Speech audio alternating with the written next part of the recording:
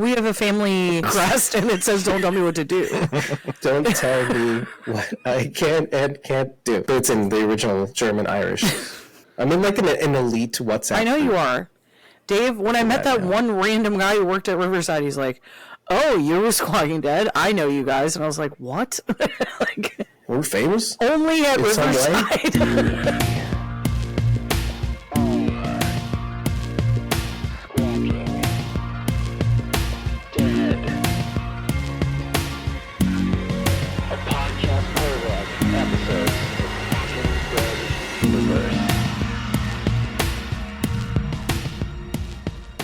We are Squawking Dead, a podcast pulverizing programs beyond the Walking Dead universe. Sometimes we give you news, sometimes we make you laugh, most times we go deep. I'm your host, David Cameo, and I'm joined by... CosmoMom09. Bridget. You can find me at youtube.com/@PunkyBrewsters, PUNKYBRUIASETER. And I'm Rob. You can find me at Rob Stuff and Things on TikTok and YouTube. That's right. Just like that. And pay attention to the spelling because it's Rob Stuff _N as in Nancy _Things, THANGS on TikTok. And then all together in one word on YouTube if you're so inclined. Which you can also, if you're watching on YouTube, you can get to it on the description because that's why I left it in there. And Charity's actually in the chat. That's Blazy Gardner at BLAZYGARDENER. Today we're here to talk to you about The Walking Dead Daryl Dixon's 5th episode of its 3rd season titled, get ready for it, Bridget, Limbo. No. Limbo. It's just Limbo. No special pronouncement of any kind in particular. She wants me to say Limbo. It's Limbo. Like Bimbo. It's not Limbo. Like Tonto instead of Look, Tonto. you've said everything. Forget it. Just forget it. It's like I knew that was going to happen. Mm-hmm. Just a good sign of our friendship. I had a feeling that he was going to say it that way. Like, just because it was like a... Just couldn't help herself. Forget it. And just move on. Like Sharon says, how low can you go, Dave? Basically. Yeah. To sucker Bridget. Only bit of housekeeping I think we have is that I went on a bender, not only adding another design in our new merch store at squawkingdead.com. Doesn't mean what you think and that as means. I mentioned last. Yeah, you're using that word wrong. You'll see in a second. It's appropriate. Meaning if you're waking up the day before Saturday, from the time you wake up until about 8 o'clock at night, just adding a new design with new products as well in each design category. I added our classic logo, the one that we used around the time of The Walking Dead season 10. Do you remember the Silence the Whisperers spray paint that was on the wall in Alexandria on The Walking Dead? Yeah, I guess. I think the promotional art for the season, Silence the Whisperers, and it would be like this white spray paint font on black background. So I adapted that and I turned our logo. Well, actually, yeah, this is the font actually here. And I adapted that. So I put our classic logo on many different things. I showed Rob earlier too, among which was like a wool baseball cap, which looks so great embroidered, by the way. Rachel, you'll particularly love it, I think. I don't know, I just thought of you for some reason. But I also improved our Walking Dead Daryl Dixon embroidered art too. She sounds thrilled. She sounds fine. She's okay. We're going to railroad her. It's fine. Which I changed to look better on all different kinds of colors. I replaced basically the black with the purple and it looks stellar on everything. Everything kind of just pops. The colors kind of pop on white, black, anything. And it's embroidered design. So it just works well with anything. I highly encourage you to check that out because we are only going to be keeping up the Walking Dead Daryl Dixon designs up until we cover the next thing that comes out, because Fourth Wall gives you a limitation on how many products you can have up on the on the website. If you want to put more up, you have to pay extra per month. But that makes sense because why have a mishmash of so many different things on your website with all these different designs that people have to hunt through and find and whatnot? So I highly encourage you to check that out, both the embroidered and the print on demand designs of all different stripes. I'll consult with you guys because I kind of want to see what you think, what other products we should be adding to, what limited merch we can put onto the website. If you head over to fourthwall.com and check out the products that they have available, you tell us what you want on what, and we'll do it. It's no problem. Happy to. I still say, if you haven't done it yet, you should make prints and posters for your show.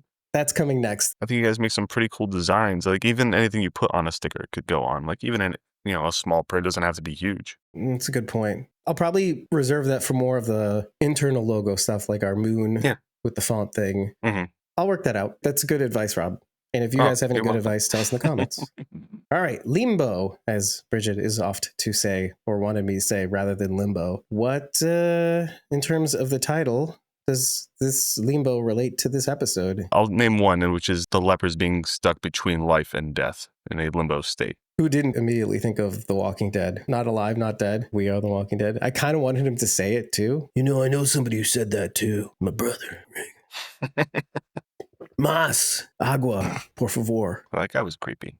That's what Sharon D says. Daryl and Carol are in limbo, stuck between home and Spain, also between wanting to help and wanting to leave. There you go. Okay, well, the other one is what Doña Marga actually literally says. She says Roberto is stuck between despair and hope, essentially.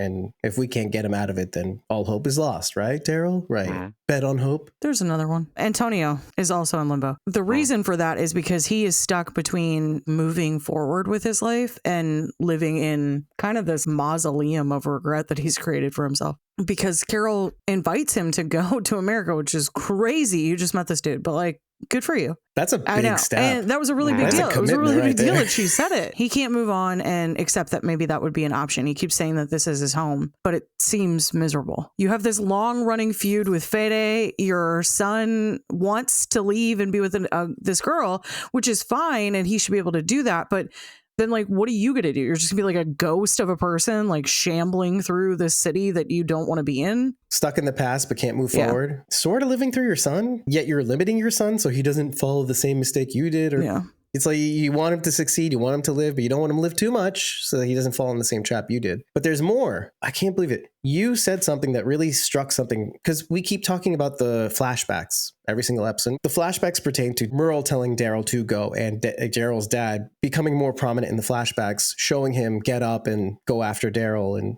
obviously we saw the black eye in 2 episodes ago. But isn't that what we do as kids? We run away only to come back, even though it's miserable. Or in Daryl's case, he ran away, and yet he always comes back. Until I think one day he didn't. I don't know what the really end story of that is, but it's kind of like Antonio. Why go back if everything's so miserable? But isn't that the devil we know? Isn't that what we said last week is home? Sometimes you just want to go home, even though home isn't home. Well, that's home for people who are in an abuse situation. Yes, which is the case. Well, and then most of us feel that way, though, don't we? Even abuse or not.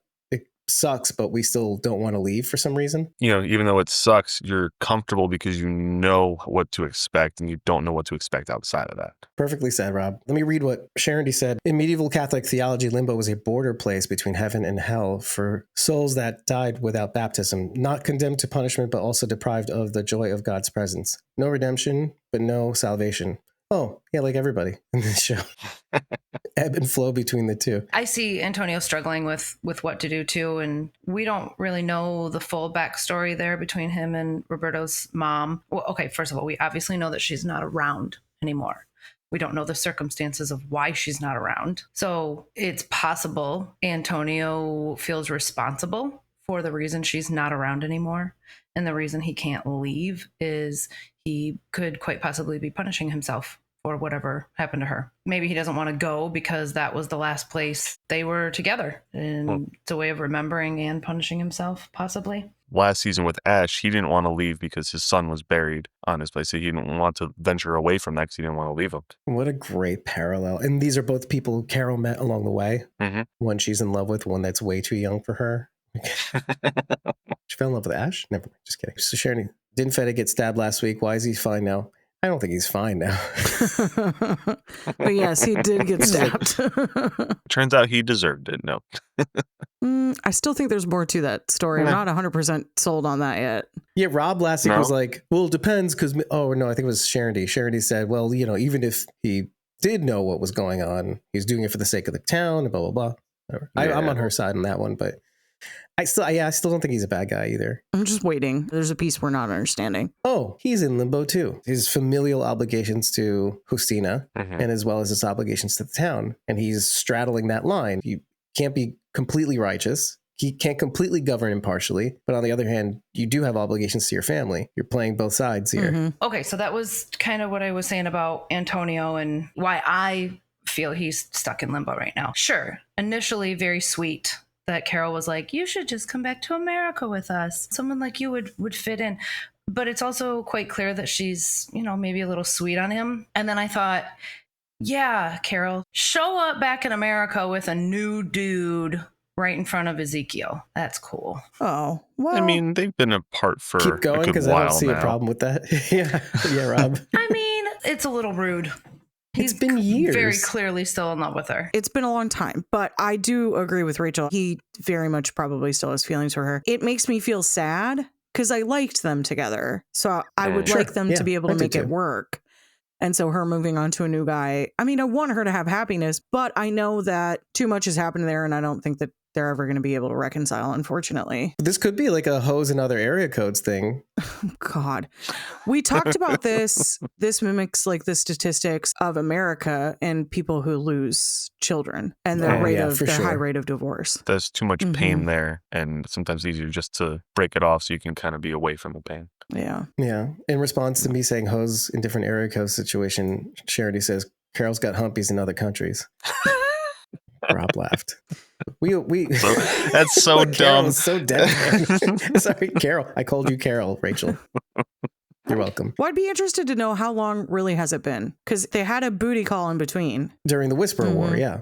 Yeah. It's when he has the tumor, but Yeah. That's when we first find out Yeah. about it. Yeah, so I would say at least a year and a half. there's always going to be love there. She did all that stuff just to make sure that he could be higher up on the list to get the surgery. She loves him still. That love stands, but Well, and there's also the accelerated Well, apocalypse. you still care about him, you know. Yeah. Still an important person in your life. Still want that person to be happy, healthy, and move on. Just can't work it out together because you can't reconcile that I've grief. never had a breakup in that way. Yeah. So I have no idea how to like, you know what I mean? Like, I hate all of them. And I hope you never I hate do. all of them. I was like, I get like gross when I think about them. I'm like, ugh, I was with that dude. Ugh. I can't Yeah. believe it. But again, there's only 4 spots on this stupid boat. Who's going to live? Who's going to die? There's only 4 spots in this godforsaken boat.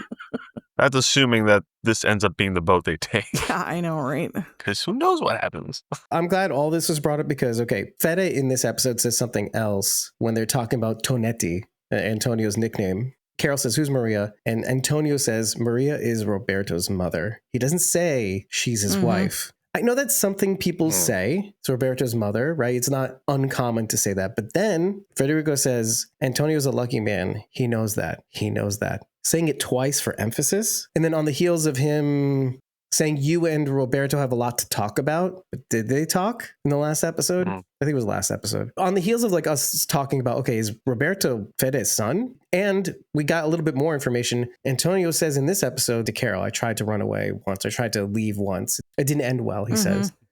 And she goes, Barcelona. And there's like an acknowledgement that, yeah, it was Barcelona. I said Barcelona, Bridget, so calm down. I'm He taking didn't do pity. anything. So what does that imply? Do you think while Antonio was away, Fede came out to play with Maria, resulting in Roberto? Or maybe he leaves in the aftermath? I assumed that Maria died in Barcelona, and that's why he's so reluctant to leave. Okay. I thought there was something said that led me to believe that. Well, he says it didn't end well, but Oh, yeah. that could mean a lot of I things. guess that's why I made that assumption. And that could be the case. Maybe they went there as a result of just throwing it out there, Fede and Maria knocking boots. And they left because it's like, let's leave this place. Let's turn the page and start over again. And it didn't end well. And she might have come back and then she died. And then he decided to raise Antonio because maybe Fede didn't want to or couldn't, or I don't know. Even Roberto brought it up, and Carol, for that matter. Why don't you want Roberto and Justina to be together? They're like, oh, they just wouldn't be good. It's complicated. Yeah, and I'm like, ew, what if they're related? That's so gross. And then it made me angry because if that's true, then they should just tell them. Oh, yeah. Because ew, you can't be with her. She's your cousin or your half sister or whatever, however the relation is. It sounds to me like whatever relationship or whatever agreement that Fede and Antonio have, they made this mutual death pact, let's say, over Roberto or that whole situation, right? That's what makes it complicated. Because if Fede is Roberto's father, let's say, then Roberto and Justina are related. Yeah, no, in if a he's way. Fede's son. Yeah, there may be more to, because the circumstances behind Fede being Roberto's father, let's just say if that's the case, might have been dodgy. And so finding out about how it happened might be worse than finding out that they may be related. Because he could be a dodgy fellow. Or it was a dodgy situation. Finding out that your mom cheated on your dad with, Your dad? let's say, an adversary. Well, your found dad, but you don't know that. So blood dad. With your blood dead. It's Sharondy messy. proposes the idea that what if El Alcazar took Maria, and that maybe has something to do with the trip to Barcelona. And if El Alcazar is based in Barcelona, bingo bango. Because we don't know when she left / died / whatever. Yeah. We all assume that she is dead, but she might not be. And we're just talking past tense. Like, oh, well, she's lost, you know? We don't know what happens to the girls. Well, and if going with the Sharondy thing about bringing up the Guillermo Torres being Negan and Alcazar being the saviors, Negan was known to take other people's wives, aka Dwight's Sherry. And if Guillermo Torres took Maria, ergo facto sum, history's repeating. Something that other people would point out more than I would. Daryl's adventure is starting from one end of Spain, Galicia, which is in the northwest of Spain, technically, the region. He's going through I'm going to say it, Bridget, but the Zaragoza Desert. The Zaragoza Desert. Okay. Barcelona's on the exact opposite side, diagonally, of Galicia. Okay. So we're talking about span of time. And if you look up how long that is, it's big. It's very big. It takes a long time. This seems to be occurring. You know, you can make excuses and say, okay, it's been a couple of days. That's why maybe Fede's shoulder injury has gotten a lot better. It's been maybe 2 or 3 days since they brought back. It takes way longer than that to heal from a stabbing wound that goes through your shoulder, but it's fine.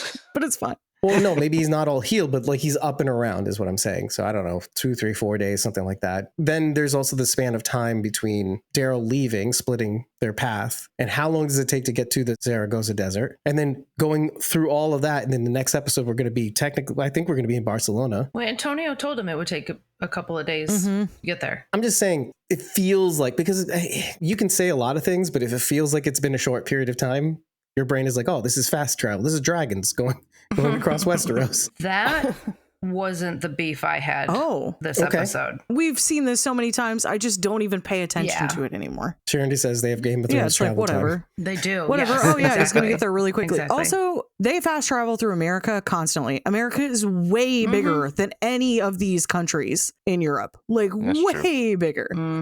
Texas is the size of... Oh, that's different. You're talking about fear, though. Well, no. But I'm saying, fear like, logic. even from Georgia to Ohio, that's a huge span of distance. Yeah, but from the beginning of the show. Oh, okay. Well, I thought like Alexander. No, it's a huge span of distance. We've seen travel go fairly quickly, and they've been like walking. They don't even have like vehicles for a lot of those points in time. Horses even. So this to me is like, oh, you're on a motorcycle, you're in the desert, like whatever. It's not that big of a deal, I guess. You think it'd be worse, but I guess not. You could just zoom. That's what I liked about Tales from the first episode. It made even a short distance very difficult to traverse. To be fair, it was the first episode. It was like a year after the apocalypse started. We did count the time during that episode, so don't hate me. But yeah, it's still bad. But yeah, I guess 13 years into the apocalypse is a whole other story. It's possible I may have missed something. This is why we bring it up here, so that you can help me get through it. Daryl sees the train, and then he's zooming away, and then bathtub guy and his henchmen are looking out the window, and he's like, I want that bike and his eyeballs. Go get them. Yep. So then he goes out there and he gets them. And then they have this epic joust with their guns, and they fire at each other. And then we see Daryl's bike crashed out. Obviously, he can't use it. Does the other guy not go after him? No. Not right away. He does not. Okay, thank you. Because the next he was scene, shot in the shoulder too. I did see that. And his bike had a hole in the gas tank. I saw that part too. Okay, thank you. Because in the next scene, Daryl's like very slowly wandering away, and I'm like, how did they not find him by now? They could have been right behind him. Because they also didn't think he would be stupid enough to walk through the desert. But they don't know Daryl Dixon. They scooped up his bike, took it back to the imagine train. they went and back then, to like repair the bikes so that they could go after him. He got what he wanted, or half of it. But then we see these jokers the second Daryl leaves Limbo. They're like, ha! Found you. Well, this is to my point, by the way. This is a passage of time. He must have been traveling for a little while. This is a passage of time issue. Thank you. Okay. This is a passage of time issue, and also like a bad camera shot. Okay. Calm down. but yes. Well, it was. It's just like so aggressive. So here's what happened. He leaves Limbo. He's in the truck for a while. He is trying to drive to Barcelona. He's ultimately trying to make the decision, am I going to Barcelona or am I going to help these people? That's Right, what he's at a that crossroads. moment is, where he's like looking at the map. Oh, he's in Limbo. Yeah, he's in Limbo.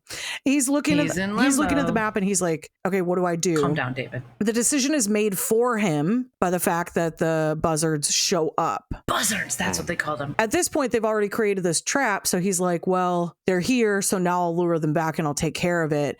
But for a moment, because he hadn't found them, he was like, I'm just going to go maybe, which is sad, but he's in like a really weird emotional state. It's something he needs to seriously consider. I'm not mad at him for it. That's what Bridget said last week, by the way. It needed to be considered. He's I'm not working mad through about a it. lot of stuff, honestly. Anyway, ultimately he did the right thing, but he was kind of strong-armed into it because they were following him. But he still could have turned tail. Yeah, he could have. But the way that the shot was filmed and the transition of time, they should have interjected the point of them waiting before. They did it say something to the after. effect of he's been gone for a day. They should have done it before. They said he's been gone a really long time. He's been gone a long time. They should have interjected that in between, right before or he had, shows like, back up. people waiting by the gate, seeing like the little girl maybe walks away or the old man walks away, and like one of them is like still waiting, like holding out hope. That would have been like a better passage of time. It just didn't work out that way. Counterpoint, you have to consider Daryl is leaving on a truck, and when he came into the town, he was on foot. So I can see a world in which, okay, it would take no time to drive back to the point where he left the jousting match in and around that area to get back to where the train was headed, wherever that was going. Whether it was Barcelona or not, by the way, he just sees a train on the tracks and it just catches his eye, and they catch his eye, and then they go after him. We don't know where that is. We're not meant to know where that is, but I'm sure the trains do lead, because trains do tend to lead from city to city, blah, blah, blah. And then, like we said, they go, he's been gone a really long time in Spanish. And they finally get back. Another minor beef is how quickly these bad guys were dispatched. These seemed like they could have been an interesting group. Oh, the final fight in the train car The buzzards. was hilarious. I loved it. My favorite part is when Daryl and the guy both stop and they're like, I need a minute. Time out. I love that. It was so time good. out. And Daryl's like, yeah, of course. That was I went to incredible. school. Yeah, it was kind of an underutilized group because it was kind of a fun concept, and the train being run by walkers is also kind of a fun concept. It was cool. I really liked it, being led by the Pied Piper. Yeah, like an old railroad baron. That was super cool. Yeah, and the fact that there's like all these subtle things, like he's taking a bath in the first scene. So not only did he go steal these people's water, but then he's being extremely frivolous with it. And water is like obviously a really important commodity at this point. So like it's crazy to me that he's like, oh, I'm just gonna be so frivolous. I'll just take the water with us. Yeah, it's nuts. Yeah, Sharon D's really happy that the horse got away. I was too, honestly. When the horse started to run off, I was like, oh, thank God. Horses don't usually do well. Yeah, horses don't fare well, at least in the first few At seasons. all. Throughout The Walking Dead, they've always died. Every single one. But then there's implied death. Poor Buttons. We went from the first season where, the horse was taken down and taken apart. And then implied death, we see the aftermath of a horse being taken down in season 10. And then implied... There's someone blown up by mines and then in season 11. Oh, in season 10. And then they eat horse. So, you know. Yep. Sharon D said that Daryl episode. just opens the spigot and lets the water run. Okay, that did annoy me a little bit. Yeah. But filmically, it sorry. Oh. I was that enthused over it. Filmically, it works so well in theme of like all the other filmic scenes, like the 1 bullet, the 2 bullet. All that was so cool. I really Last episode was very spaghetti Western, Dave. You had said that about the battle. This is one's way more. so Oh, yeah. spaghetti Western. It just keeps leading in it's the crazy. episode cumulatively. It's crazy. As much as I've liked Carol being on the show again, I enjoy them being separate. There's something about these storylines that where they like split up. I don't know. It's kind of exciting because we talked so much trash about this Daryl show. We're like, what is he going to do? Just not talk to anybody? There's not even going to be anybody for him to interact with. It's going to be a silent show. During that conversation we had about the carolers going crazy about and Leslie we leaving the thought, show. like, how are they going to do funny. this? But they did it so well. Right, because he still doesn't talk to people. Yeah, now I'm like, except when he says no, Moss. I love this. I love this. I love his adventures by himself. I want to watch more adventures by himself. And then Carol's story was good because there was like main storyline progress was happening, but then we got to have this exciting, like weird delve into this interesting, there's all this world building that we're seeing that we don't get to know anything else about. And that's okay because he's like a hero in a Western. He's just riding on in on his iron horse, and then he's riding on out as soon as he fixes everything. So when you said you had beef, I was worried that you were going to say like I didn't like that they were separate, and I was like, oh no, I don't want that to be the case, because I really liked that part. I thought it was good. I like the separate storylines as well. I like that it can take us in these two different directions. Exactly like you said. Daryl's off on these adventures, and Carol is, back giving us history about these characters that were there. Personally, I feel like if they were doing the same thing, but Carol wasn't there, I would be far less interested in these character stories. The fact that Carol's there helping tell it is what, for me anyway, is keeping my interest. Well, that makes sense, because the buy-in is minimal because you haven't had as much time with those characters. But she's there and she's interested in it. Yeah, they force buy-in by being like, here's a character that you love. Well, and also there's a relevance for the drama that's happening now to Carol, because she too was this wraith that would obviously help people out. She would get in the thick of it. She would do things other people couldn't do. But did she really do it for herself? Or did she do it for everybody else? She was in limbo for the bulk of her time. Oh, yeah. Precisely. Not only The Walking Dead, but also at the beginning of this show for her storyline in this show. In case you forgot, which I never did. Even as we closed out the final season of The Walking Dead, I was like, wait, her story does not have resolution. Daryl saying goodbye to Carol, and then he says, I love you, and blah, blah. I'm like sitting there, I'm going like, oh, yeah. Oh, it's a shame she's not going to be on the next spinoff when we didn't know she was going to come back. I was like, you could juice that lemon a little bit more and get something really great out of it. And here we are. To your point, Rachel. Drinking lemonade. I love it. And it makes us care about these characters even more because there's a link. Yes. There's a bridge. Charity says, good thing Sherry wasn't there, but also that Daryl and Carol can do more damage separated. Also very true, right? Yeah. Divide and conquer. Yes. Carol, emotional damage, as far as I can tell. Daryl, literal cutting people's throats with that weapon, which I actually learned a little bit more on. He is using what is, I think, called a navaja, Navaja. And there are many different kinds of navajas, and it's basically Spanish for razor. It is Moorish in design too. There's a Moorish inspiration when it comes to the wood carvings on the handles. Wood, copper, ivory, bone handles. Wait, is this the crazy axe? It's a crazy switchblade thing that he opens. That Daryl used. Never mind. No, I liked the weapon the other guy had. Yeah. The Dead Rising style axe. I saw Daryl staring at it, and I'm like, Daryl's got a new weapon. I saw a boner. I'm just saying. I saw a boner. No wonder why Daryl likes it, because the blade patterns resemble that of a Bowie knife. And technically, the patterns on the Navaja came first. And so the Bowie knife adopted them. Part of the appeal of it is that a Navaja master will, kind of like the katana, will make it out of forged carbon steel. I think what he is wielding, because there's 3 different main types of Navajas, he may be wielding the Navaja civiliana, the civilian pocket knife is what they technically call it from Seville. They're very long, and they can be whipped out as like long swords. And I think this is what he is using. And it's obviously got like a wood grained kind of handle. And it does look like one of those weapons from Walking Dead World Beyond, I think. Sort of. Yeah. Yeah. It's like, it has like an iron spring loaded sort of switchblade action going on. The guy, when he pulls out that axe, he's using it with his left hand, and Daryl's on his right. Yeah. And he just charges at him, doesn't even swing the axe. He can't hold it in his right hand because he has to use the throttle on his motorcycle. Yeah, that's true, I guess. And yet he's been shot in the left hand. So I think he overstated his ability in that moment too. And he's shot twice. He spent a lot of time screaming. So I think he was going more for like an intimidation rather than practical attack. I guess. There was a lot of screaming. I'm glad we went back to this, because I thought for a change, this guy seemed formidable. Yeah. Daryl couldn't take him down the first time. He's obviously resilient. He's been shot twice in that area of his body, the shoulder-ish area of his arm. The yelling and the pulling, because he's yelling as he pulls the throttle and he doesn't let go of the clutch, which I thought was a great touch. Yeah. Except the clutch is on the other side. I had a motorcycle for 3 years. I'll say this. It doesn't hurt that this man is easy on the eyes. Yeah. Just saying. He could only do that if the bike was in neutral. Maybe he's a lefty and he just prefers the throttle on the other side. We don't know. We don't know. Motorcycles aren't built like that. You know better than me. I do. That's why I'm deferring to you. I've never ridden a motorcycle in another country. Maybe they're like cars. That's all I'm saying. That's what I was saying. I suppose that's possible. Yeah. I think they drive on the right side in Spain, though. So who knows? Well, then there goes that theory, I guess. But they've been tooling around with these bikes. So they probably switched whatever. They could do whatever they want. Maybe that because his left is his dominant hand. He wants to be able to wield a rifle and a sweet ass axe. I just think it would have been cooler if he had ditched the bike and decided to fight him with the axe and charge at him. But Hard disagree, Rob. I don't know. They already did the joust in the earlier part of the episode. It would have been it would have been effective. better. It would have been more effective, but not as that's cool what I for mean. us to watch. Yeah. Yeah, true. If you were on his side, Rob, I 100% agree with you. Like if this was Daryl, I'd be like, Daryl, get off the bike and just fight him. Yeah. And he That's did. a good point.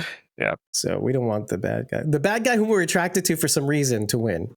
So I wanted to go back to that, Bridges, that this guy was easy on the eyes and did all the right things and said all the right moves, you know? Honestly, He not yelled really a bad looking one among them. Oh, she just upped the ante down the panty.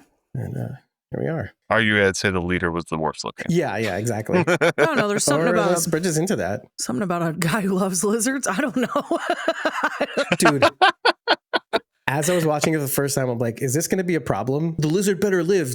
Tap, tap, tap, tap. Like I'm expecting messages from Charity. The lizard better not die. Yeah, the lizard got away too. Yeah, we see him on the tracks at the end. A real win for animal activists. Her name's Lola. Yeah, Lola. Right, whatever. Yeah, it's like my dog. I do like the fake out, by the way. Get Lola as if it was the girl we just saw. Oh no! I immediately knew it was like something knew that weird. Lola was not the girl. I thought it was going to be a walker. Yeah, I'm like Lola's going to yeah. be something else. It's not the girl we just saw. Didn't think it was going to be an iguana. I thought it was going to be some bigger animal of some kind because he was feeding it eyeballs. But You knew it was going to be something else besides the obvious that was there. I love that Charity said she thought that he was talking to himself in the mirror because I did too, except... Like an organ? Get my organ? No. Except when he was talking, the words were feminine. And I was like, oh, he's talking about... Oh, like we just learned. He's talking about a woman. Because while nouns have gender in Spanish, adjectives change depending on what they're attributed to. And so instead of saying bonito, he said bonita. And so I was like, oh, it's a girl that he's talking about. Bonita Lola. It was Yeah. Lola. The lizard, which she calls a snake. So she's an idiot.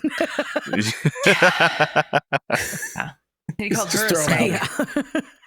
Why are you defending him? I don't know. I'm into him. I'm not sure why. Well, he's an animal lover, so he's already 1 point with me. that's a good point. And now I've he's got dead, the bar so set really low. 2 So points. it's like Exactly. Slim pickings in the apocalypse. You just got to get him while you can get him because Daryl will kill him. I mean, unless you like that sort of thing. But in the episode or Insider Bridget TM, the leopard print robe that he's wearing was Norman Reedus's robe in his trailer on set during I love that. his adventures in Spain. of course it was. Yeah, makes sense. Jeff and Andres, what we brought up last week was we were just talking about what The Walking Dead could be doing because of all the F bombs and the S bombs and all that stuff. Because there's been increasing rapidly per episode. One of the things that we said on the MCU's Bleeding Edge is like, what's next? Nudity. And it was very close to nudity in this episode. Now, you know that she probably had nipple pasties and whatnot, but when she was in the bath, I don't know what the other lady's name was. Consequently, we know the lizard's name. We don't know. You can, I don't think we got just her call her name. not Lola. Not Lola. Yeah, Was in the not tub Lola. with bathtub guy. Bathtub guy. We never got his name either, did we? Oh wait, what do they call him? Chupo? What do they call him? Churro? What do they call him? They called him Churro. They called him something. No, it was something with a CH, like Chapo? They might have called him Chapo. Jefe? Not Chachi. No, it wasn't. Charity. It was not Chachi. They didn't call him Oh, Hefe. is that offensive to Scott Baio? No, or they what? didn't call him Hefe either. It was CH. Anyway, But she was probably wearing something, obviously, to cover up, but she was very close to showing stuff. And like the closest we ever got to any sort of nudity was the nude walker in season 8, actually. Rick was trying to chase down Negan, I think it was in the street, coming closer to them. Yes, I believe you're right. This is my memory. Hopefully it's working. But yeah, after that, they didn't do it again because it wasn't real nudity anyway. But I pose the question to you. Do you think the walking, because I mean, we got really close with The Ones Who Live when it came to nudity with Rick and Michonne in that 4th episode. Do you think The Walking Dead might at some point go there in some form or fashion? I think if they ended it with a feature film, they might do that. I don't know if AMC is really known for that. That's like an HBO thing. Yeah. Showtime. Yeah, I don't know about AMC though. I've never needed it. And we got really close to it on the flagship show as well when Jesus comes into the room. oh yeah. Right. He walks into the room. Also with Rick and it's Michonne. That's yeah. like as close as That's we're right. gonna get, I think. And it was eyeful. We saw Abraham and Rosita Yeah. in the library. Yeah. with a candlestick. I don't need it. I'm not like watching it and I'm like, oh yeah, what this is missing is more nudity. Like I don't need it. Same. It's fine. It's I don't fine. either. She already says, same Bridget, sex towels. Oh, To cover their yeah, bits I up. hate that right? story. Anyway, moving on. And then things got awkward. Thanks. Anyway, so glad I posed that question. Let's move on. What do y'all think about Daryl willingly drinking from a leper's cup with a little girl? Was that the hesitation? That's why they all have a cup around their neck, because it's their cup Yeah. to drink from. Like, no one's supposed to touch it. And she willingly gives it to Daryl, and he's like, oh, yeah, okay. Yeah, I think it was to show a real act of kindness, which I appreciated because while she is a leper, she's also a very small girl. And to know Yeah. that people don't even want to accept a gift that you would give them is like so heartbreaking. Honestly, I kind of liked a lot of that storyline because leper colonies, as we know, are a real thing that have happened in history. And they were very much like this, where they were completely excluded from every other civilization and lived on the fringes. And it was considered a great humanitarian act if you were one of the people who went to work with them. Feed them. Yeah, etc., help yeah. them. I thought the makeup was phenomenal. This is an aspect of the apocalypse that people, I think, tend to forget. Disease runs rampant when you don't have power. You mentioned typhoid a Yes, lot yeah. during another show. Yeah, because that's usually a big one that'll pass between dead bodies, especially in a city that's suddenly full of dead bodies. This is why like immigration was not a thing for so many years, is because anytime anyone like moved to a different country, that opened people up to new diseases, and we didn't have the antibiotics or anything at the time to stop that. So people died fairly easily from things that their immune system just couldn't fight. I've read a lot of post-apocalyptic books, and in one of the series that I'm kind of currently reading, But not really. I'm like, I switched back to another series that I was really invested in, so I've had a hard time going back That's to what it it. sounded like. But they set up a border at the edge of town because their doctor is like, you can't have people here who are walking from like 4 or 5 hours away. They will bring in new disease that you don't have the antibodies to fight, even just from that close. You probably wouldn't die from a walker bite at this point in the apocalypse. You would be dying from not washing your hands. Yeah. You know, like, Well, this and that. yes. Right? Sharon D said Europeans encountering the New World peoples spread disease that wiped out like 90% of the native populations. Smallpox and syphilis, mainly. That's what happened to Pocahontas. She was brought back to England and she died shortly thereafter because her immune system could not fight off. The grossness that was Europe was super civilization at that gross. time. Enter the plague, Yep. which we found out is because it was like almost uncouth to wash your hands for some reason. Well, let me add on a little bit extra, because the reason why I love doing the show is because we all have different perspectives. So what I thought when it came to the girl giving him the water was the embarrassment he suffered the night before for wanting more water, kind of like the eyeless guy in the beginning of the episode that he encounters, or beginning-ish, and being the same thing and realizing, oh, that's the water for everybody. When I saw the little girl offering the water, that's a difference between life and death. And so the hesitation I thought was happening. That's like a welcoming him into their group kind of thing. Well, yeah, right. that's sweet. I just wanted to explain to you my thought process was like, you still are thirsty from wandering the desert, but I can sacrifice a little bit of my tiny little portion of water so that you can keep going. I don't need it as much as the other grown-ups need it. And the hesitation is like, am I going to really take water from a little girl? Yeah, I'm Daryl Dixon. Hell yeah, I am. Hope you die, little girl. Mas agua. Just kidding. Okay, I didn't think of Sorry. that. That's a nice perspective to have. I like it. I like that too. Right. So did the guy wandering in the desert lose his eyes from the vultures? I thought That so. was the impression I got. Reminded me of Fear with that guy with the raven that was pecking at like his eyes and his brain or whatever. That was crazy. Yeah. Oh, yeah. Oh, yeah, that's right. Season 3, Yeah. right? But there was so much going on there because when you first encounter that, you're like, what in the high heaven is... my first thought was, how does he survive all that time? But then again, you realize it's not been that long for him, probably. And then you cut to the buzzard guy, the bathtub guy, who has the eyeballs in the fish tank. Oh, And one of those could be his. Oh, I didn't even connect that. I didn't Wow, put that okay. together. Thank you, Dave. Oh, yeah. Yeah. And then he says, the bone crusher waits for me. I should have looked that up. He was referring to the vultures, right? He looked up because they were I don't think screeching. you could see, but yeah. Was Well, the symbolism, he looked I up, guess. But yeah. Right. Yeah, he heard the sounds and looked up He upturned his instinctively. face. So the Bone Crusher waits for me. You're next, is what he says to Daryl. And then he starts laughing hysterically after this man just offered you water. Rude. It was wild. Very rude. It was so completely bizarre that I wasn't thinking about rude at that time. It very much reminded me of the remake of The Hills Of Eyes. Oh, yikes. The way he was laughing, yeah. It was like no Yikes. It's the twist. Okay, I looked it up, Dave, because I was like, I don't know, what's the Bone Crusher? It's the bearded vulture, known in Spanish as the Bone Crusher. Okay. This That's bird cool. is called a bone crusher because it drops bones on rocks to break them and access the marrow. And its Spanish name is a direct translation of this behavior. Okay. I Makes him see. sound way cooler. Quebranta huesos. Quebranta huesos is all one word. Is what the buzzard is called. The Okay. crusher of bones, I guess, is what that would be. She already said a lot of things at the same time. She just said that she thought he was blinded by some bad guy, and that blinded and left to wander in a desert is a horrible fate.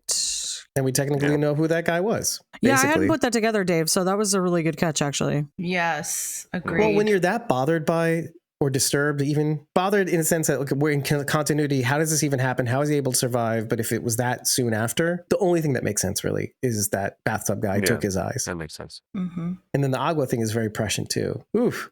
Anywho, since we're here with the leper colony, I don't want to move away from that because there's a couple of really, really cool facts that were rattled off as to the significance of this place. This is actually a real place. And it's left that way to remind the Spanish of the horrors of the Spanish Civil War, because lots of atrocities were committed on both sides. Remember when cool barbarian buzzard guy was about to, with the axe, about to get Daryl Dixon? So on the right side of him, there's a door. And on the door, there's writing. And this is the entrance of the town. It says, Pueblo Viejo de Belchite, ya no te rondan, zagales no se oirán, las jotas que cantaban nuestros padres. Now, that means Old Town of Belchite, they no longer haunt you, youngsters. The jotas, these are folk dances from the Zaragoza, that our fathers sang will no longer be heard. This basically reflects the aftermath of the Civil War, how many young people died. You were left with all these old people. And there are no young people to pass on these traditions, these old traditions onto. Let this be a warning. This is a warning on a door that enters the town. So the biker was technically in the entrance of this town, of where this colony is supposedly dictated, this Belchite town. It's no longer a town, obviously. It is just as beautiful, probably more beautiful, if you look up pictures of Belchite, Belchite. You used to be able to take tours there, but until recently there was some vandalism. So they stopped having to give tours there, but you can still get photos of it. Now this quote on the door is also a song. They talk about the Zaragoza, the Jota, which is folk dances and stuff. So they turned this quote into a folk song that could be sung as well. I saw a Facebook video of somebody singing the song at the door of this town. I'm going to say what Charity's likely saying about Generalissimo Francisco Franco. It's a very complicated, nuanced, as The Walking Dead is, sort of conversation. Generalissimo Francisco Franco won the Spanish Civil War in 1939 and became a dictator known as El Caudillo, or the leader. He led the nationalist forces and overthrew the Spanish Democratic Republic. The book by Hemingway, For Whom the Bell Tolls, is set during the Spanish Civil War. After Franco died, he was followed by Juan Carlos, who led the country into a constitutional monarchy, like I said in the second episode. Kind of like England, there's still a king. So El Alcázar would technically be descended from Juan Carlos, and it's interesting that he chooses El Alcázar instead of El Caudillo, which I think that's interesting too, considering the Moorish influence. There's an implication that this is Moorish origin, let's say, of this line, which Francisco Franco was definitely not.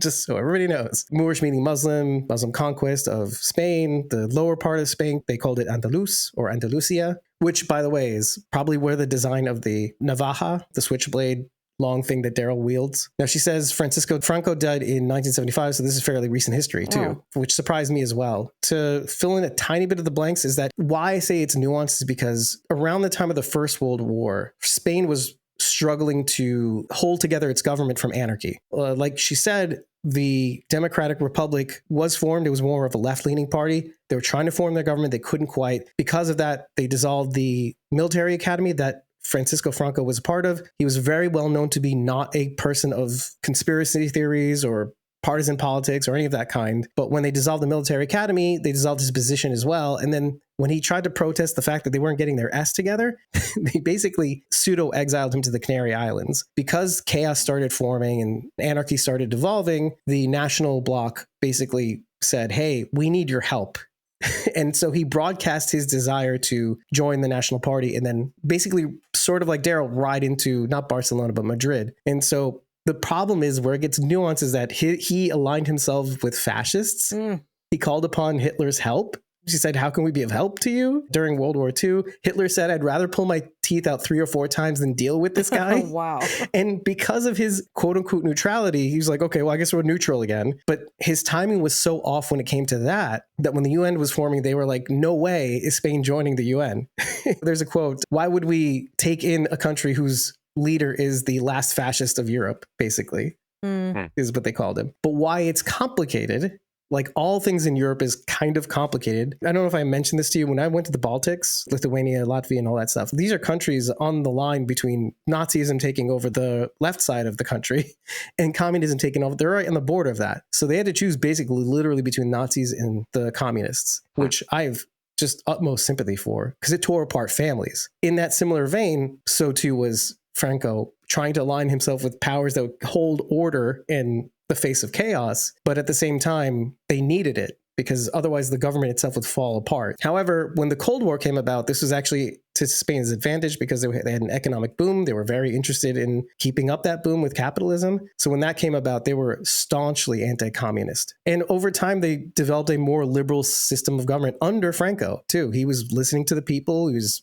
gauging the political winds, even though he wasn't really a political animal. Half the country had always liked him, even though there was obviously terrible, terrible executions and war crimes happening throughout the Civil War and even years after the Civil War as well. So there is a wisdom in him enlisting Juan Carlos to be successor, naming deputies to be this pseudo-parliamentary government. After his death, he made a proclamation saying, here's a parliamentary government. Juan Carlos immediately abolishes all the military dictatorship facets of their government as if this was planned. I mention all this because, yeah, 2 things can be true.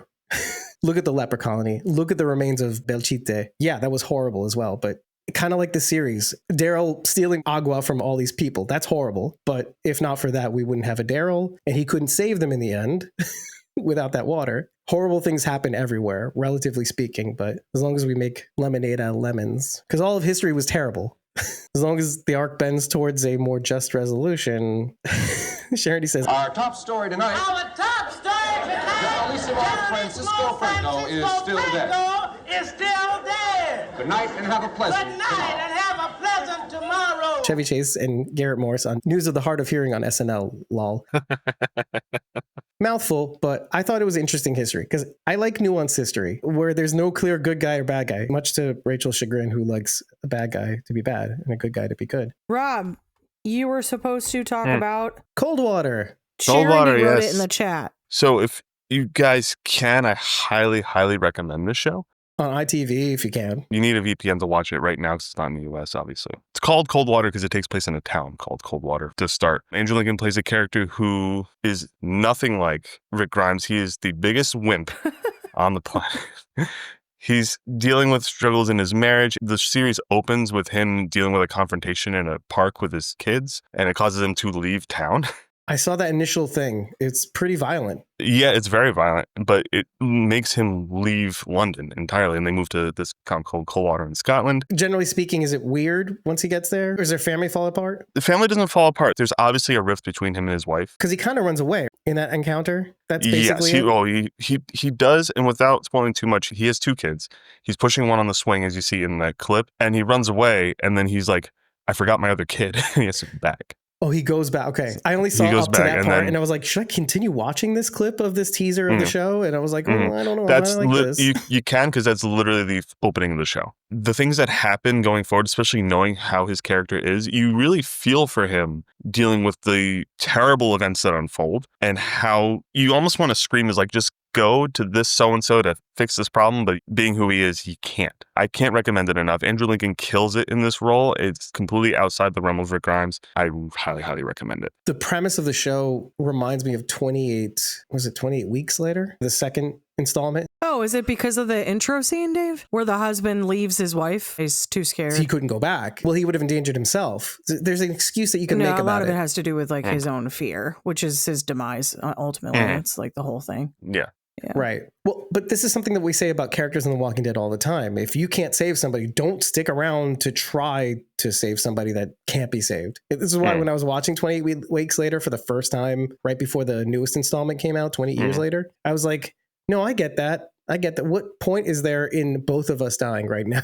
You're dead. So bye. I can say that that's not entirely what happens in the beginning. No, because the people that attack him are very much alive. His family, essentially. Yes. That's Like I terrible. said, he moves his whole family without, again, giving too much away. He's a stay-at-home dad. His wife is the complete breadwinner. So he's always watching his kids, and that causes a bit of a rift. Stuff like that. He's in therapy, all this stuff. It also goes into like views of like modern couples and like their views towards religion and stuff like that. So it's very interesting. Oh, cool. Yeah. Oh, I like that. Challenges the norms or enforces them subsequently too. Yeah, I could see that. Yeah, so when you move into a small town like over in England where everyone kind of knows each other because they all go to church together, but you don't like going to church, you kind of have to integrate and learn, like maybe accept church in some ways. Or not, and then be kind of on the outside. Ostracized, yep. But it also plays with the theme that's been coming up a lot lately in England, generally speaking, is that there's a lot of violence has gone, just like in every big city, is that, or at least London, violence has really gone up everywhere. And violence of this nature too. Barriers are starting to break down between human to human, where we dehumanize each other and blah, blah, blah. So this is what makes it especially chilling, this premise at least. Obviously, if there's news that is coming stateside in some form or fashion, we'll definitely let you know. Otherwise, you're going to have a VPN and go to, I think you can go to ITV's website. ITVX is where I watch it. It's on their website, yeah. And you watch it for free. It just has ads that are long, but that are long and have nothing to do with anything you'd probably get. Absolutely not, because it's all British ads. Across the pond. Maybe Julian, but he's dead now, so all the England is dead. So let's pull up the first screenshot of the first of 4 parts in the dream sequence that Daryl has. And this is the first part. I got this really good grab of Daryl's supposed dad because you can actually make out the facial features just so much. It turned up the exposure a little bit on the face. Does not look at all like Chris Christopherson. Whistler from Blade 2, by the way, is what you were struggling for, the Norman Reedus connection. It doesn't look like Chris Christopherson at all now, does it? No. Not at all. But yeah, the first words that you hear is, I think it's Merle from his childhood saying, you got to go now. And it's his dad's coming after him. Charity says he looks like the guy from The Warriors.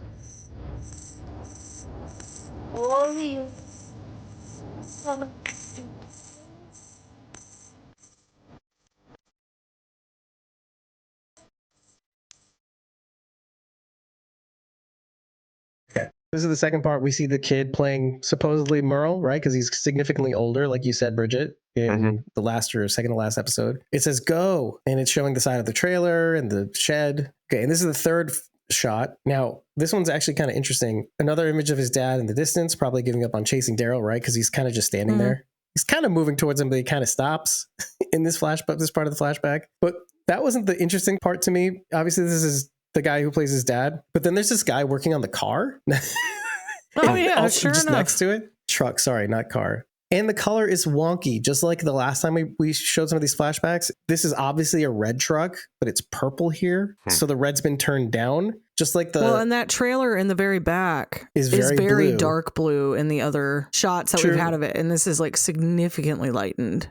Well, and it's probably not blue at all. It's probably gray. Yeah, maybe. If I had to guess, because the red is basically taken out of everything. This cooler is very light blue, where it's probably grayish. The very bright green coolers and stuff on the side. Let me move on to the fourth slide. This is the thing I wanted to bring up a little bit. That's a drastically different angle. Right. And this is just as Mateo from the Los Limbos comes up behind him, because you see branch snaps at the bottom. And obviously he's giving chase, but the scene is completely different. Obviously the trailer is still there. The trailer's popped out too. But it's got to be a different location, right? There's not all this clutter. Oh, I don't know. I assume it's from the other perspective. So the trailer is perpendicular to the blue-gray trailer behind it. Yeah, which would be on the left here. Well, it would maybe be, but that tree is there, so I can't tell if that's the edge of it behind, in between the two trees or not. The truck would be in front of it over here. That's what I'm saying. Like, it looks like it's the other perspective. Okay, that's fair. But then, okay, I can flip back and forth because then he looks significantly further away down the driveway. Let's say, unless Merle and he split up. Merle zagged this way. I don't know, because again, like, I wasn't even sure if this was about Merle or not. We've talked about this, or if Merle was even in it, or if it was just different We agreed that the older kid was Merle. Well, though, yeah, I thought after so. Rachel showed. Yeah. Well, and this is the angle we see of Daryl behind the tree the other week. Okay. So this has to be where Daryl ran, while Merle zagged this way, probably. And Daryl zagged that way. Anything is possible. I just thought that was interesting. Okay, so what does this mean, though? That he was running away from his problems? Dad is an abusive a-hole. But he came back. He's a kid, Dave. Right? Yeah, no, I know. But there's a little bit of guilt there, too, I'm sure, that he had no choice, that he had to come back. Well, because he has nowhere else to go. He's living in the woods in the meantime. Those are the only stories that we know. We know that his mom died, Merle left at some point, he runs away from his dad and lives in the woods. And then when his dad is gone, or whenever, he leaves and he just follows Merle around. That's all he does until the apocalypse happens. The reason why I bring it up is because even though you're a kid, even though we know logically what makes sense, kid logic is probably a little different. You have no choice. You couldn't stop things from happening, so there's guilt. It's kind of like you were saying the other week about Glenn having died by Negan's hand. Mm-hmm. That really wasn't Daryl's fault, cause and effect. Same thing with his dad. It's like you couldn't, if you tried, stop your mom from dying, stop your dad from being a huge jerk, beyond jerk. Couldn't stop Merle from leaving, too. Sooner or later, you start to think that, logical or not, that the problem might be you. But you could have saved everything, or you could have done something. Well, that's what trauma and abuse does to somebody. That's probably a long-lasting effect of something that happened in his childhood. Maybe his mom's death. I don't know. I mean, we just really don't know enough about the guy, truly. Maybe his mom is in Barcelona. Yes, and Sophia was in Europe. Oh, also Beth is still alive. We find out Doña Marga is amigas, like along with her friend. Yeah. They're making this potion for Roberto. Yeah. She says bruja, right? The witch's bruja. We're actually going to go into the potion that Doña Marga was making for Roberto to get better. It mentions in the episode that it's called the Quemada, ceremonial alcoholic punch regional to Galicia. How about that? Everything is regional to Galicia. Even Generalissimo Francisco Franco came from Galicia. The ingredients are what they call aguardiente, which is fire water, in the form of, in this episode at the very least, orujo, which is an alcohol made from pomace. It's the solid remains of grapes, so it's like grappa, liquor made from grapes. Sugar, lemon peel, and coffee beans, and is set on fire, as we've seen. This represents basically fire, water, and clay, the bowl that it's placed in, the union of all the elements, basically. And this is, get ready, Irish people, technically Celtic in origin, but is also influenced by the Moors over time. Some people put anise in it. Anise is a very Arabian Peninsula sort of thing to have, star anise. Licorice taste. Yeah, look. Well, there you go. It's an acquired I really one. don't like black licorice. It's not Most a people taste that don't. I've acquired. No, it's Rosewater, gross. orange blossom, migas. They're witches or wise women. They can be good witches or bad witches, like the Wizard of Oz.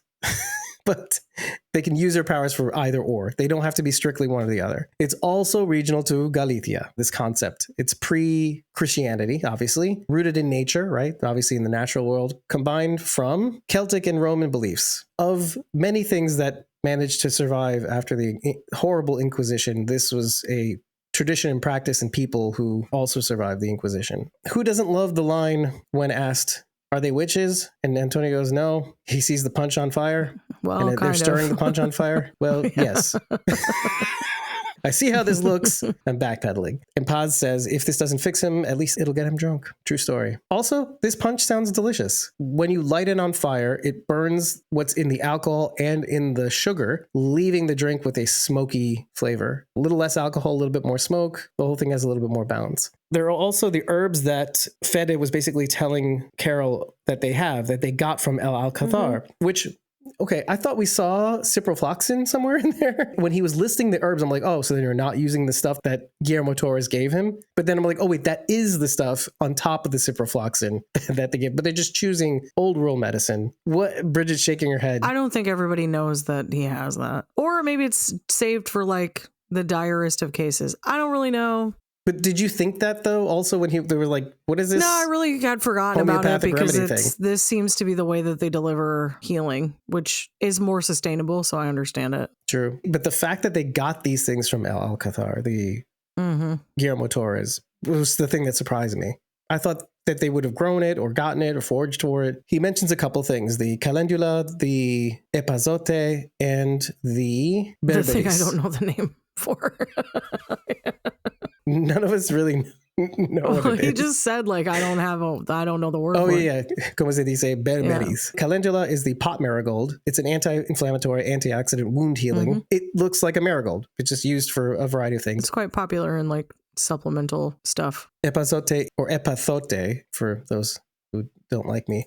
It's called worm seed or Jesuit's tea. It is anti-parasitical, so it's a vermicide, a dewormer, basically. And assists with digestion, bloating, and cramps. Again, this is the stuff they're giving to Roberto. I just want to make that very clear. And then the berberis, which is the barberry. It's an anti-inflammatory, antioxidant. The key ingredient is berberine. I like that because I should have gotten more into this, but of the Berber people, Berber from, I think it's Morocco. Ah, yes, I love their carpets. Heyo.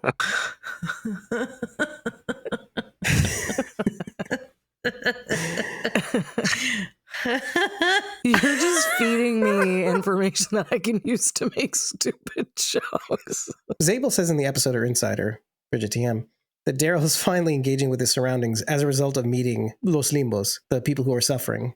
That's the thing that gets him unstuck. When he realized Los Limbos will die because the buzzards stole their water, that's when he jumps into action. It's one thing if you're like, this is not our problem, this guy has heartbreak, getting the girl back, at least they're alive. One of the things that you could argue Daryl's right about, they saved their life from the bandoleros, which is basically El Alcazar's men who were out in the woods hanging up the dead with the nets that they would the primitivos would later on use to catapult the dead bodies into the town. He saved their lives and brought them back alive to the town where they'd be most likely safe. But the other part of that is, okay, well, what are they doing with the girls? Are you going to sit there idly by and watch these girls disappear with no idea what's going to happen next? Antonio's a terrible liar. When they're talking to Fede about what happened to Roberto. He's so bad at it. And even Carol wasn't on her A game. Well, it's just that Antonio cut her off at the pass. Was it Los Primitivos? Yes, we think.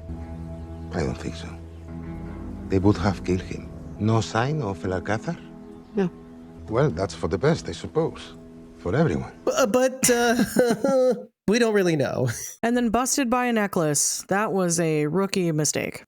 True. Also, what you doing, Grandma? Abuelita, I don't like it. I'm glad you brought that up. Doña Marga bringing this up to Fede. Fede not believing her initially, too, which is interesting. Because there's two things at play here, right? Aren't there? He was playing it up, I think. I thought he was like, oh, this is going to be a problem. But he doesn't want her to know that it's going to be a problem. So he's like, no. She gave it to him before she left. I'm sure of it. Because then he waits until she leaves and he's like, Sergio, go see. Because now he's suspicious of where Daryl is. Is that his name, Sergio? Because I called him the I-effer, basically. Because he keeps I-effing Daryl throughout every single episode. Yeah, Sergio. But also not unattractive. Just going to say in that like too. Forrest Whitaker kind of way, I guess. We'll go back to that next episode. If you last that long, you never know. This is what I thought. I thought when that was going down, you know, sometimes we say somebody has to be okay or otherwise what will happen. I remember we were talking about Nico Tortorella's character on The World Beyond, that their dad has to be okay. Iris and Hope. That their dad has to be okay because he's kind of like my dad too. I have to assume he's okay. I mean, Leo Bennett. What's his character's name? Felix Carlucci. Same thing here. I think Fede has to believe that what he's doing when it comes to the Ofrenda, which is something that I can't believe we didn't talk about this. He has to believe that this system works and that Guillermo Torres really is protecting him. Otherwise, what did he do this for? Because Roberto having a compass necklace that he got found out about means he did encounter Guillermo Torres and his men, and they nearly killed him for it. So he has to assume that that wasn't the case because that means his system is not working and he's not there for his best interests. Why would Guillermo Torres kill Roberto just for trying to see the girl that left in the middle of the night is basically his logic.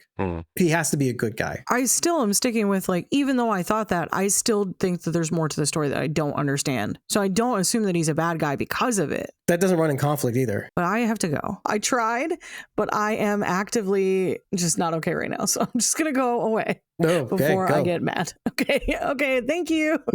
Okay. Thank you for hanging around. Bye. She's like, okay, let's read what Sharon said really briefly. He looks like their friend in France. Wait. Oh, Falou, you mean? Yeah, that's what she meant. He does not. I mean, he looks like Falou if Falou was a balloon and they blew him. Oh man.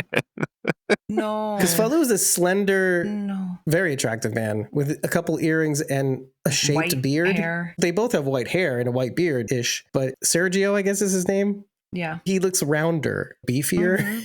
It's like if you went into Falou's mouth, it would look like him. Yep. Gonna stop that right there. I loved Daryl's sick burn on Carol. Maybe it's safer we don't know. If we don't know. We'll say he got jumped on the road or something. And they'll throw Fede off and he can get better. I mean, that's what matters, right? It could work. Oh, he needs a good liar. We got one of those. I love my girl, but she's a good liar. And he called her out on it, and I love it. Canon. Yep. He's like, we're gonna need a good liar. Good thing we have one. She can't deny it, though. I know. She didn't. She's just like, yeah, good thing we have a good liar. She did like, I'm kind of offended, but like, no, you're kind of right. Like, but then she was bad at it. You're right. Yeah. Let's go to the Ofrenda, because Roberto says something very pertinent to what's happening. Justina did not volunteer in place of Alba. That was the lie that was told. She was trying to tell Fede that, hey, I found out that you're protecting me for the Ofrenda, and I'm going to blow your ass up. And then Guillermo Torres took her because she was going to expose their relationship, their scheme. I guess either Fede found out that she was storming the castle, trying to bust Fede's spot, and Guillermo found out and took her because she was taken. She was taken again because Roberto just had her. Didn't we already see Guillermo leave? He's not even there anymore. We saw him leave with Justina in the car. Oh, okay. At the end of 3. Yeah. This is just wild because there's a very short amount of time being covered in many episodes, and then there's a huge amount of time being covered in a matter of 3 minutes. Or seconds. Yeah, so he was still there. I thought they already left, which is why I was even more confused that she took Alba's place, because I'm thinking Alba's already gone. No. This is right before he was leaving. 2 episodes ago. It has to be 2 episodes ago because it was at the end of the episode. But it's all the same day. Within at least a day or 2, yeah. A day, yeah. And then the horned hairy guys show up that night. No, well, this is where the confusion is, because at the beginning of the last episode, Daryl and Roberto show up at 5:30 in the morning. We see the clock from the night before. She's taken away the night before. The clock is 5:30 in the morning. Then throughout that day, they're working on the beach. The Primitivos attack there. Primitivos proceed to attack Salas del Mar. The next night. Same day, later on in the day. And then it turns to night with the catapults and everything. But it's the day after Justina leaves. Subsequent day, yeah, right. Because she leaves in the middle of the night. That's what I said. While Roberto and Daryl are finding the rudder, if you remember. Right. So they're and apparently, it takes a while to get to the beach where the boats are. And again, things are far away. So whatever. Don't touch that dial. We'll be right back after these messages. We just thought we'd remind you to show this episode some love by tapping that like button, if there's one to be tapped, subscribing to our podcast or channel, and if available, enabling all notifications, and sharing the show, or clips of it, with everyone you know. And don't be afraid to reach out. Leave your questions, feedback, ideas, or even concerns in the comments section. There isn't one? Head on over to ratethispodcast.com/squawkingdead and leave your thoughts there. Rating our podcast is the best way to get our attention because it also boosts our visibility. And we'll probably address it in the next episode too. And if you think there's something to what we're doing here at Squawking Dead, tip us over on Ko-fi. As a token of our appreciation, you'll receive forever access to our Discord, along with 30 days access to our uncut episode and interview recordings, plus our pre-squawk insights. Take your support further. Join a membership tier on either ko-fi.com/squawkingdead or patreon.com/squawkingdead, and you'll unlock access to more channels on our Discord server, receive shoutouts at the end of every episode, and depending on what tier you join, the ability to join us on camera and mic to break down future episodes alongside us. Thank you for hearing us out and making it this far into the episode. We now return you to our regularly scheduled podcast. Bottom line, though, is what do you think the Ofrenda is? Is it legit? Or is it just Guillermo Torres picking the woman he wants? Because that is the only thing that didn't make 100% sense. Is it the illusion of a random lottery, basically? It could be a legitimate lottery with the exception that Justina never be chosen. That's what I thought initially. But then I wonder, because he says she was taken. And why would she be taken if this was like a legit system? She wasn't taken because she volunteered. She was taken by Guillermo Torres. And Alba never went. She wasn't offering Alba in the place. Alba never went. So they took Justina regardless. Because, she, like you said, she was going to blow their spot up. Yeah. So she was taken so that she couldn't do that. Does that imply, because we have to go through the whole thing, does that mean Fede is complicit? Or did she complain to Guillermo Torres? That's what I want to know. I want to know all the details because some things aren't adding up. There's a lot of things by implication. If she went to try to blow up Fede and Guillermo's relationship or spot about Fede basically sparing her, the Ofrenda, or whatever it might be. The logic that I got out of it was that the Ofrenda is entirely a sham, that he's keeping the ribbons. Maybe they had a special relationship between each other, Guillermo Torres and Federico de Rivera, about you pick whoever you want, just don't pick Justina. But we have to make it seem like it's random. Right, exactly. To make it seem like it's random. Meanwhile, okay, maybe I get to pick whoever I want, Guillermo Torres is basically saying. I just want to know what you think. At this stage, either one could be true. It ultimately doesn't matter yet because we don't know what they're actually taking these women for. To try and speculate who he's choosing and why, whether or not it's random or not, doesn't matter yet. Doesn't, right. Because we don't know what they're being used for. If he's keeping them as wives, well then sure, maybe he's choosing who he wants. But if they're being used for something else, then it truly could be a lottery because he doesn't care if he's not the one keeping them. That's a good point. Yeah. But then the end result is they take Justina anyway. Because she said, I'm going to tell everybody that this is rigged. You've rigged the game. But that's not legal. At least where she's concerned. Whether or not he's picking who he wants. The point here is you're sparing me. Because I'm an exception here, the whole thing is rigged. And I'm going to tell everybody. And then Guillermo's like, oh, no, you're not. If it is in fact that she's the exception, but either way, jurisprudence isn't happening. There's no law. It's like frontier justice, right? We could also say that maybe Guillermo has no idea that Fede's keeping Justina's ribbon. Maybe Guillermo's taking Justina as punishment. He's punishing Fede for keeping her ribbon and not allowing her to be chosen. If not for the fact that Justina said to Roberto in the car, apparently, because he says this afterwards, she never volunteered. That night, she didn't volunteer to go because she's being taken right. as part of punishment. Possibly. I see 3 scenarios. The reason why I bring it up is because it is weird and messy. Because we're led to believe certain things about how the Ofrenda is and what Fede actually did and what Justina actually did. But there's nothing seems concrete. Is this a legit system? The system is crazy as it is. It's like we're too busy looking at the cups, the shell game cups, to notice, oh, wait, the system itself is kind of weird anyway. Why are you kidnapping young girls? Well, that's why probably I said minors. It doesn't matter. None of this speculation matters until we find out what these women are being used for. I see what you're saying. We had to say the dumb thing out loud. No, you did. I was I did. Sure, I'm the dumb one. No problem. I'm with it.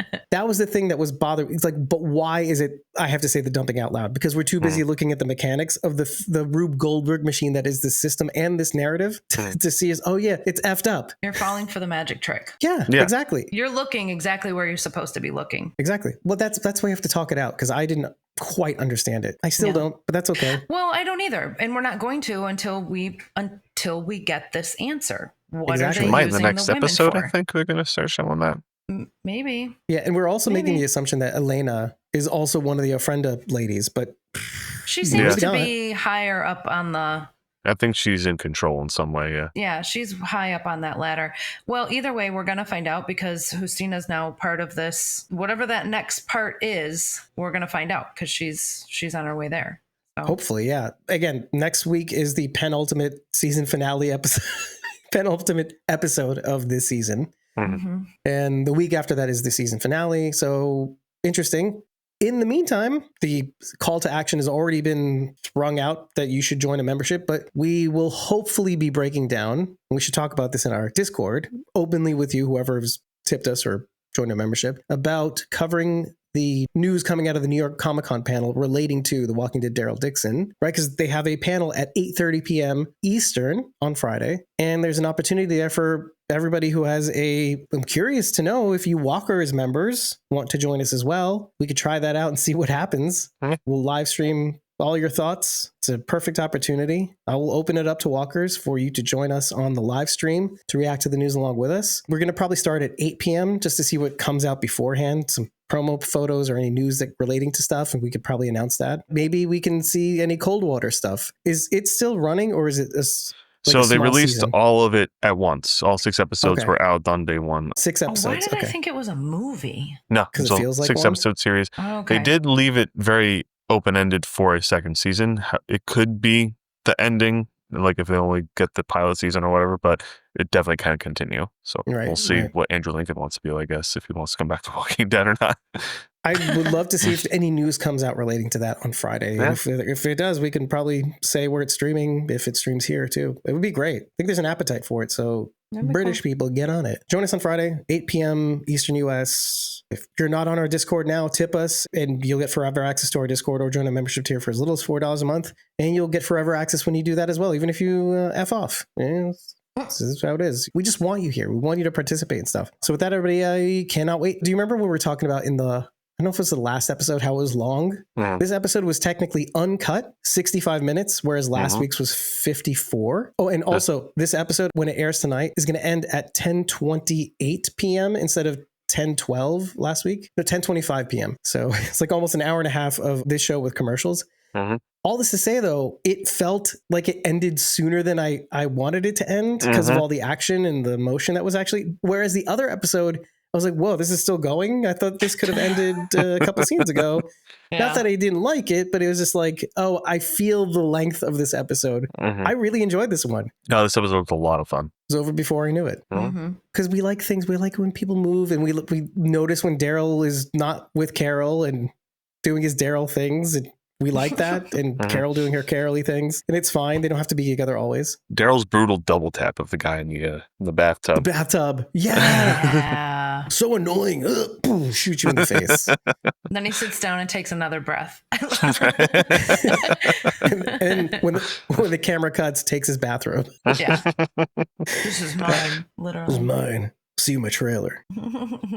All right, everybody. We'll see you in the next one. I think that's really it. Yes, sir. I really appreciate you being here and hanging in there this long. And in case you had missed it, I was on the MCU's Bleeding Edge to cover last week's episode. It was a 3.5 hour long conversation live on their channel. You can check it out. I will link to it in the cards for the YouTube, but also probably in the blog in the description. But head over to their channel now. It's the MCU's Bleeding Edge on YouTube. We went into a lot of things. You can imagine in 3.5 hours, we went through a lot more things that didn't relate to the episode than it did, which isn't entirely terrible if you're into that. No, you never do that, David. I don't. I cut all that shit. Love you too, Sharondy. And Sharondy says she loves you guys. Love you, Sharondy. And that's it, everybody. We'll see you later. And I hope you enjoyed this. And we'll see you very soon. And we'll see you on Friday.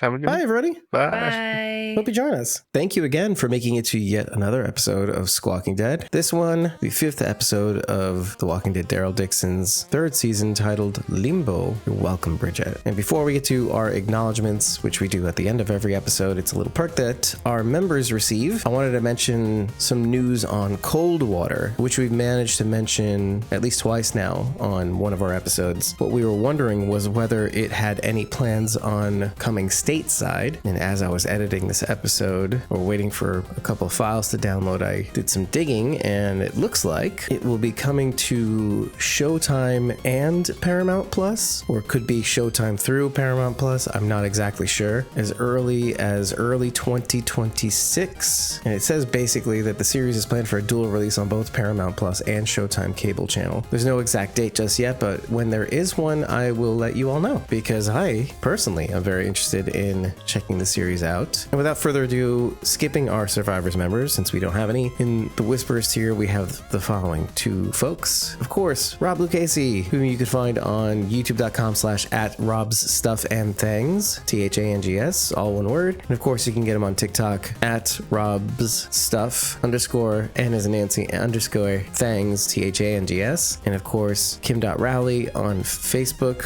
@Kim.Rowley, the number 1. We've only got 2 episodes of The Walking Dead Daryl Dixon left to watch. I'm recording this outro on Wednesday, October 8th, and we are planning on having a live stream on Friday night to cover the news coming out of New York Comic Con relating to not just probably we'll see The Walking Dead Daryl Dixon, but perhaps The Walking Dead universe as well. This is something I've suspected for a while, but I guess we'll see. And if you are a Walkers member, you'll probably be interested to know that we have been trying to tag you in our Discord to let you know that we want you to join us on camera and mic with just your $4 a month as we break down the news coming out of New York Comic Con that night in just a few nights. So if you are interested, head on over to our logistics channel. There is a thread relating to that, and we will be dropping the link to join us in that particular studio in that channel once we're ready for it. But in the meantime, just remember that we are Squawking Dead.